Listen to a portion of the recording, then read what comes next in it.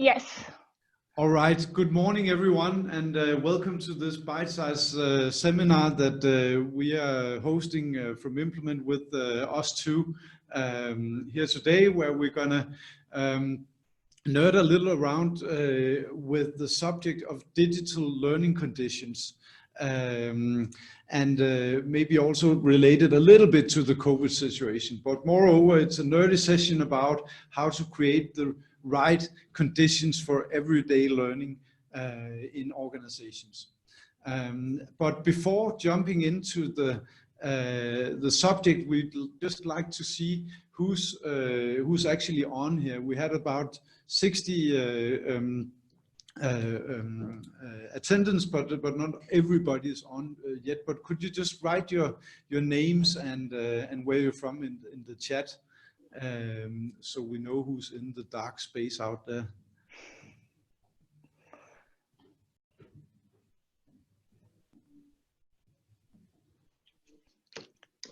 Hi, Trine from Oslo.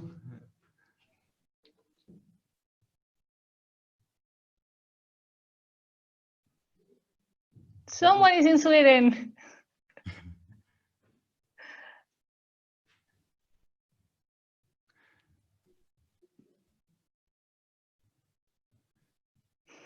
Very nice. And we can also introduce ourselves. So my name is Troels Dalgaard. I'm a partner in Implement and a true nerd within learning design, learning strategy, HR strategy, and also designing interventions to create both capability development, but also learning in large organizations. And I'm lucky enough to have with me Juliana from us2. So hi, my name is Juliana, but everyone's called me Juju. I'm a lead designer strategist at us2. That means I help organizations understand what they need to build and why they need to build it based on the needs of the user and to create a coherent experience. And I'm passionate about learning. So when Troels asked me to support him on this, I was super happy to do it. Yes, and what we're going to talk about today is how to create the right everyday conditions. So in a broad sense, for learning in organizations, and hence create the learning organization as such. So we are going to start the session by talking a little about why is learning so relevant just now, what's the opportunity, and what is learning really, because focusing on that will help us then work with the right conditions for learning afterwards. And for the last 2 months, Juju and I have been collaborating about creating a maturity model for working with this, not just assessing digital learning conditions, but also how to work with it more granularly. So we're going to dive into that maturity model and also look at what are the basic scenarios we see in the market right now when it comes to digital learning. So we'll present those scenarios, but also just scratch a little in the surface in the framework and maturity model, though, in how to work with it. That's the agenda. And how is it, why is that learning is so relevant? This might not come as a surprise for you, but there's a lot going on out there in the world and in the markets, and hence organizations need to adapt really quickly to that. And moreover, the people within the organization need to adapt to the changes as well. And we see that a lot of people have a hard time coping with the speed of change and learning in the speed of change. But one thing is for certain, learning is more important for most organizations than ever before. And this crisis has shown us that we are learning our way out of the crisis. We are seeing that people is more willing to self-improve more and more. We're focusing on fitness, and massive online open courses are getting higher, are growing in rates of users. There is remote boot camps. We're trying to learn how to manage remote teams. There is Hermit Tech coming out. There is a lot of these trends that are supporting that people actually want to learn. And that, imagine capturing all that motivation and all that willingness to foster it in your organization. Yes, and we think that that the COVID might be your organization's biggest learning opportunity altogether in a long time.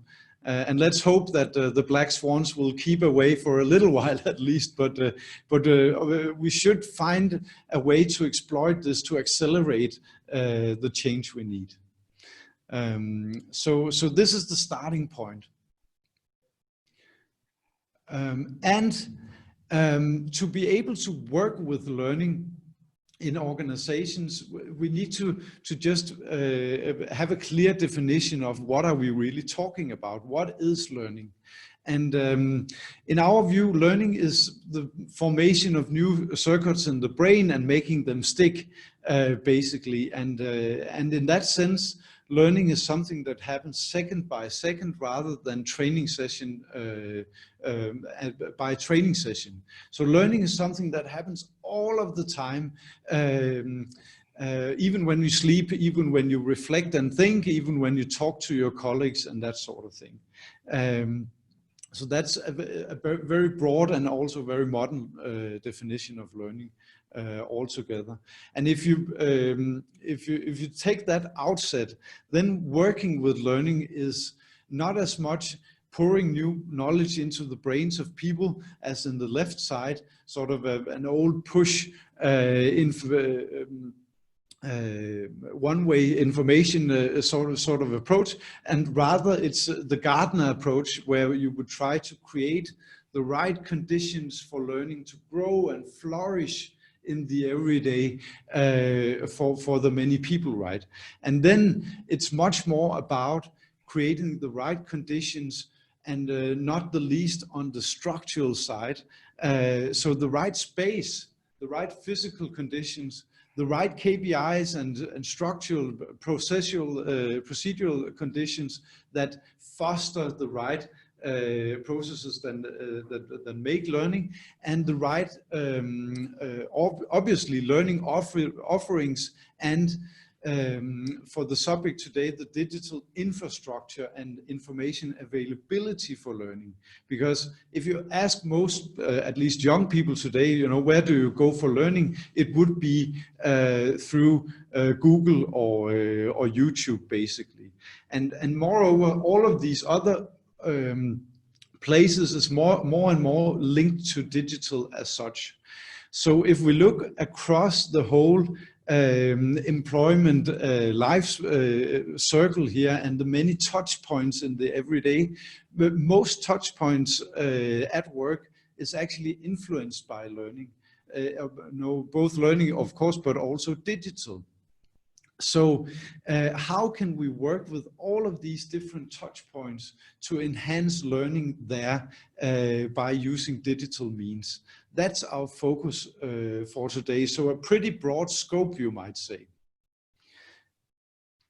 And that was the outset when we created and started to creating this framework of learning. We will get back to it in a little while. Basically, our idea is to see it, this digital infrastructure, from the perspectives and what we call the roles here of both the learner, the employee, but everybody more or less, the teacher, so the ones who has something they want other people to learn, and the organization who has the interest in creating the learning organization and the learning ecosystem. And if you combine those three perspectives with the dimensions of the infrastructure and digital assets, the competences and the mindsets, then you get this framework.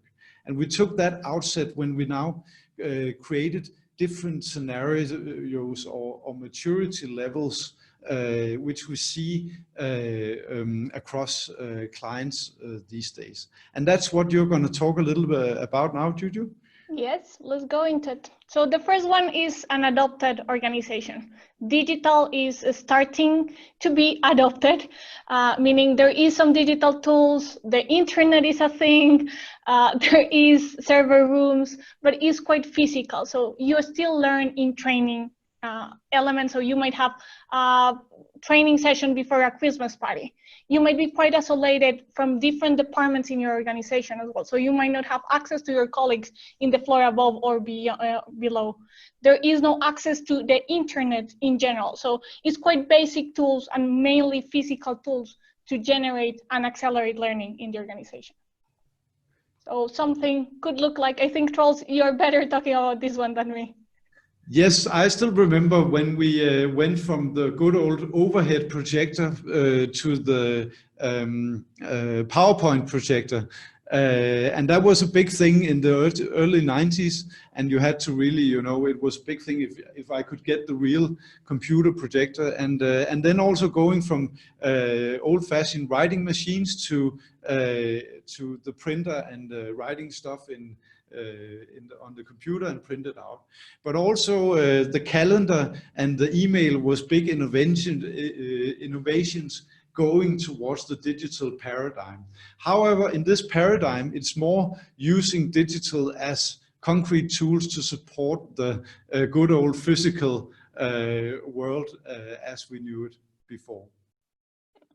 And then we move into the integrated organization. So this is where you start seeing learning being part of your workflow. It's not completely integrated, but it is starting to be. So you have tools to support you find colleagues in the organization. That's one of the biggest energy wastes that we have today, trying to find the right person to talk in order to find information or insights inside the organization. We have modern hygiene tools like Slack or Teams, communication tool based on the cloud. Also, a lot of our software is starting to be cloud-based, which means that we are not dependent on the device or on the space that we are on.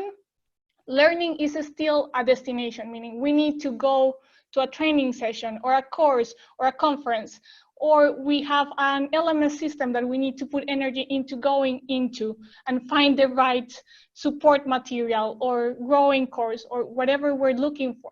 There might be duplicates of information. There is tons of data inside, but that hasn't been structured yet, which creates a lot of waste inside. We might have mobile tools as well. So we are trying to be out of bringing that information with us and that learning with us at home or wherever we are, but still is starting to be. Yes, so basically all of the hygiene factors is in place, the modern tools, but there's still a lot of friction going on. And this is where we see most clients is, today actually struggling with the friction in the digital space, right? And it could look like this.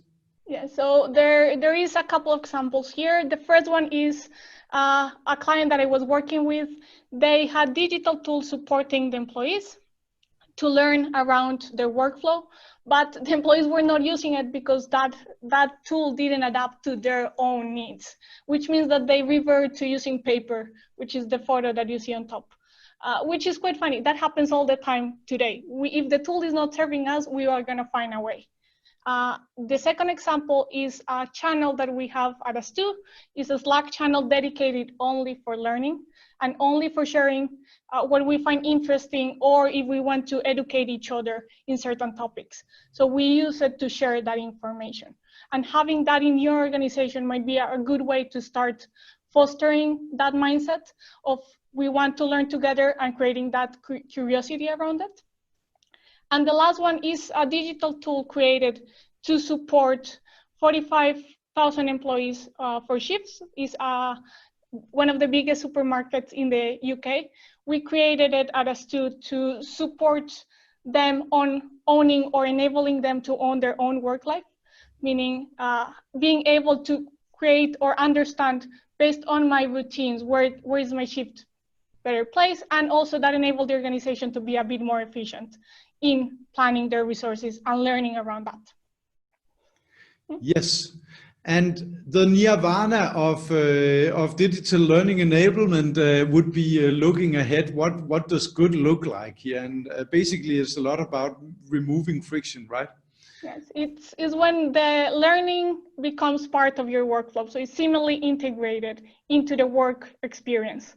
So you might start seeing learning embedded in tools, or access to insights and information relevant to what you're doing in your tools or in your devices or your environments. So that could start being like on your workflow. Then you have open data, where like information start being shared inside the organization, so you can actually build knowledge and share it outside. Sometimes there is a friction today of doing that. There is data, but there might be AIs helping us navigate it and understand what is actually useful for what we're doing. There is a less limitations around silos. So in organizations today, we tend to be quite silo and targeted in what we're doing. There would be a bit more freedom around moving around knowledge in the organization, so we can actually create and grow towards better places. Yes, and obviously this is also about liberating learning, right? And liberating employees from being in the digital prison of the intranet and the internal space, and integrating the outside world, which would typically have much more knowledge and insights than the inside worlds, and integrate it. And then it's about enabling learning in the flow of work and life as such, and creating that friction-free everyday learning. And one example? Yeah, so this is a starting point for that. So it's trying to create a moment of learning on a tool or a device. It's, I'm not sure if you have heard of it, but if you use Google, Google Explore, Google has a feature that's called Google Explore. It gives you insight while you're writing or creating a presentation. So if you're writing around a topic, you could do searches, and it highlights content that the organization has created relevant to what you're writing. So that could be a starting point of embedding insights into a tool, for example. It does the same with presentations, and it does the same with the whole suite. And of course, this is taking the good old idea of a dashboard much further, and is an example of advancing that to not just little technicals, details and KPIs, but more qualitative measures as well. Yes, it allows us to move us from the adopted, from the integrated organization to the learning organization. We're moving from an instructional type of learning towards a more experienced type of learning. So there could be a separation from thinking one-day training to thinking moments of learning around my employee journey. Yep, and getting back to the framework here, would be, and our suggestion for working with this. And as you see, there's both the different roles, the 3 roles, and the dimensions to the left, and we'll just scratch a little on the surface on these because we don't have time to dig into it, but at least we can present the overall framework. And basically the roles here and the interests are very different. And Juju? So then there is all of these, why do we need to involve the roles? Because there is different needs, and we need to take that into consideration when we're designing an experience. So there is the learner. So is everyone in the organization, single one of us. We want an easy, like we're looking for an environment of learning that is easy, fun, and rewarding. Like that help us understand what is the next thing that we want to learn as well, or we should pay attention to. The facilitators are the leaders, managers, mentors, coaches, or your peers, people that just want to empower you to learn something. They're looking for digital superpowers to create capabilities and competence in the organization. And then you have the organization itself. So they want to create the framework or the infrastructure for the rest to happen. These are the IT department, the HR, leadership, They want workforce agility and create the right conditions for learning and a pace from people insights. Yes, and one main point here is that that when designing the digital learning landscape, you should keep the end user in mind, right? So, so ask yourself: will this create the easy, fun, and rewarding, just-in-time learning experience, frictionless for the many people in the organization? That's and a lot of adjectives. The brain-friendly approach to this, you might say. And usually we see that it's more the facilitator perspective. So what will make it easier for some teacher or seminar holder to create a webinar, for example? But the other perspective is much more powerful. Then we have the different dimensions on top of the roles, and basically it starts with the backbone, the digital infrastructure and assets, and that is, of course, you know, it's there's a smartphone, a computer, there's Wi-Fi, there's an intranet, there's master data, there's the whole landscape, but also the learning offerings and assets, the e-learning courses and that sort of thing. And then in order to be able to utilize this, we all know that you have to be able to use it, right? And we are not all digital natives, and we don't always all have these competences to actually utilize these opportunities. But moreover, if you have the competences, it's not necessarily that you have the mindset also. Are we thinking digital first, or are we thinking physical first? And here's where we see that the COVID is actually making accelerating this. So more people would invite for a virtual meeting before than a physical meeting. So this is changing quite rapidly, and we can see acceleration going on here. If you then double click, and that's what we did in our detail framework on the digital infrastructure and assets, then you can see we talk about people connectivity. So how much friction are there between people? And then the knowledge availability. So how easy is it to get the right information at the right time? And then of course the more traditional learning offerings as a third dimension. And then you can double click on those, break it down, and start working really systematically with enhancing the overall digital backbone for learning in the everyday. So that's the maturity model, and we'd just like to hear from you on the chat here where you are, right, Juju?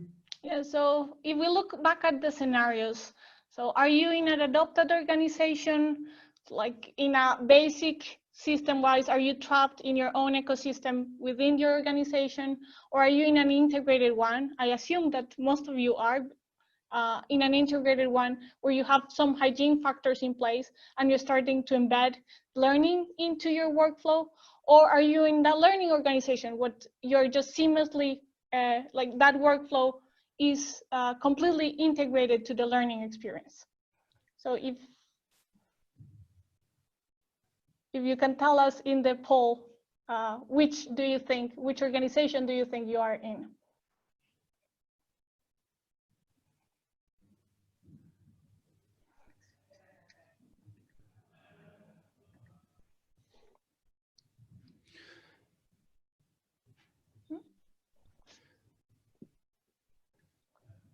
Yes, I think the interesting, or at least one interesting point here is that that most organizations are going beyond the basic level, which is a quite new thing. But as we all have whiteboards in the meeting rooms and that sort of thing, we're starting to, everybody more or less has the hygiene factors in place. Whereas more and more organizations are going beyond the integrated organization, but it's still a hard thing to do. There's still a lot of work being done in trying to make that move from having the hygiene factors to actually removing the friction and creating the true learning organization. We do have 5 minutes left, so quite a lot of time for taking questions in here. So we'd like to hear if you have something we could double click on here.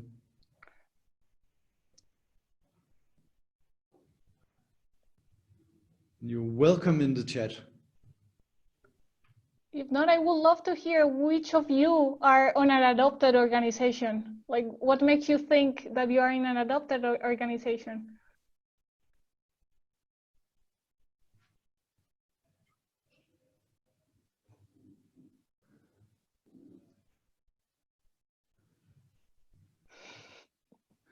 We have one question here. That's an interesting one. How can you track the changes in the brain patterns? I guess that's for me. That's similar to how can you track learning, right? I guess the overall KPI for learning in an organization would be how well are you able to adapt to the outside changes. So how fast is the organization actually able to keep up and create new growth? But of course, I know that then you need to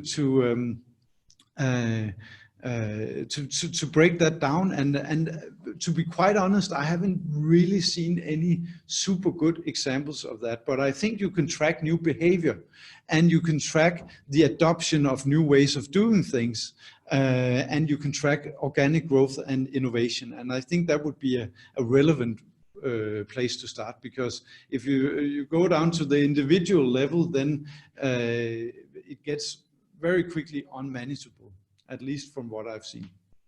Any other questions? We have another one here. What clients of yours are examples of adopted organizations and why? That's a good question.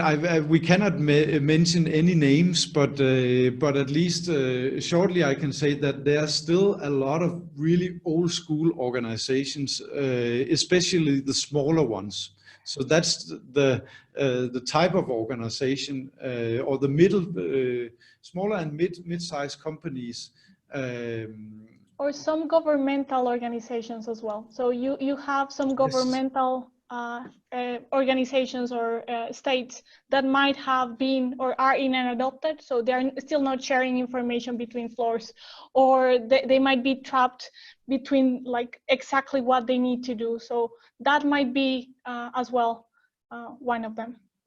Yes, and I think what you could also say is both the public organizations, but also certain large organizations actually have pretty heavy old legacy systems that keeps them trapped in the digital prison, so to speak, sort of old SAP system, which is fencing in learning and making it really hard to adapt quickly and do new things and learn new things. So that would at least be a perspective. But what we also see is the need for change.